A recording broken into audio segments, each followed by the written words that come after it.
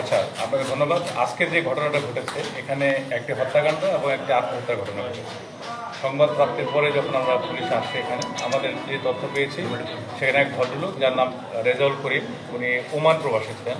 উনি গত 21শে জুন বাংলাদেশে এসেছেন এবং এসে আজকে ভোর 5টার দিকে সে এই বাসায় এসেছেন। এটা তার স্ত্রী থাকে, যদিও 3 মাস আগে স্ত্রী কর্তৃক সে তালাকপ্রাপ্ত হয়েছে, এখন একটা এক্সিকিউটিভ হয়নি। সেখানে তার 2 মেয়ে সহ তার স্ত্রী এখানে থাকে। সে এসে প্রথমে একটা চাকু নিয়ে এসেছে, সে চাকু দিয়ে তার স্ত্রীকে উপর ধরে বুকের মধ্যে স্ট্যাপ করেছে, ওখানে সে মারা যায়। তো তার ছোটো মেয়ে যে ক্যান্টনমেন্ট স্কুলে পড়ে, সে তখন তাকে বলছে, বাবা আমাদেরকে হত্যা করো না, আমরা কোনো কিছু করি না, আমরা কিছু বলবো না কাউকে। তখন সে তার মেয়েকে পাশের রুমে নিয়ে যায় এবং তাকে নিয়ে তার যে লাগেজের মধ্যে দলিলপত্রগুলো বোঝায়, এগুলো আমার দলিল, এগুলো তোমরা রাখো। সে বলছে পুলিশ আমাকে ধরে ফেলবে, আমি এই জীবন চাই না। এগুলো সে তার লাগেজের মধ্যে দড়ি ছিল, সে দড়ি দিয়ে সে ফ্যানের সাথে হ্যাং করে ঝুলে দেয় এবং পরবর্তী সে নিজেও আত্মহত্যা করে এবং মারা যায়। আমরা যখন এসে 2টি ডেড বডি আমরা এখান থেকে নিয়ে যাই, আমরা ধারণা করছি যেটা পারিবারিক কলহের কারণে বা অন্য কোনো দৃশ্য থাকে, সেটা আমরা দেখছি। আপাতত পারিবারিক কলহ মনে হচ্ছে। 2 মেয়ে তার বাবার উপর সম্পৃক্ত এবং এই হত্যাকাণ্ড সে করে সে নিজে আত্মহত্যা করেছে, এইটুকুই আমরা তথ্য আপাতত পেয়েছি।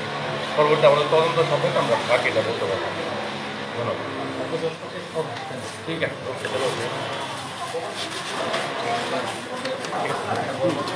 একটু ভালো একটু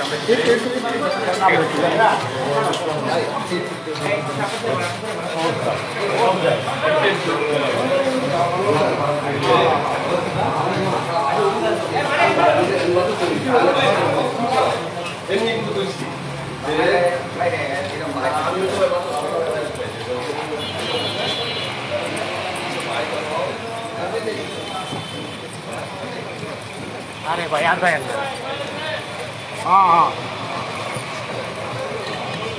ওই যে ফোন গেছে গাল করে কি করবো? আরে ভাই আপনারা পরে গেলে সমস্যাটা কি বলেন তো? আমারে আপনি কাছে যাবেন, আপনি কাছে যাবেন,